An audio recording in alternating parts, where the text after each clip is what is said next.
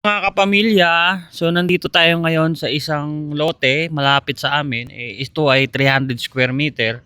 At kung makikita nyo rito mga kapamilya, meron tayong mga papayang itinanim dito. Ayan, napakarami at meron pang mga balanghoy, yung kamunting kahoy at gabi. At the same time, meron po tayong puno at hollow blocks. At sa dulo naman ay meron tayong papaya.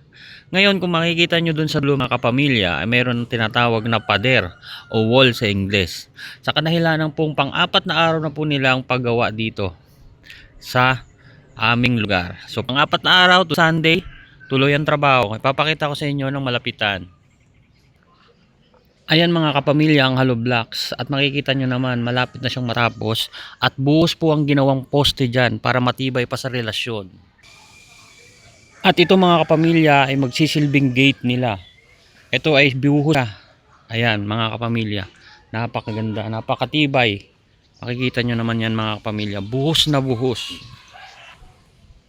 At ito naman yung harap mga kapamilya. Kitang kita nyo naman. Napakalaki, napakalawak. At 6 na poste po ang nagawa dyan. Ayan po mga kapamilya. At yan po ang semento, graba at buhangin. O kaya na mag-isip. So hanggang dito na lang muna mga kapamilya. Today is Sunday. Ako po'y magsisimba at hiling ng jowa.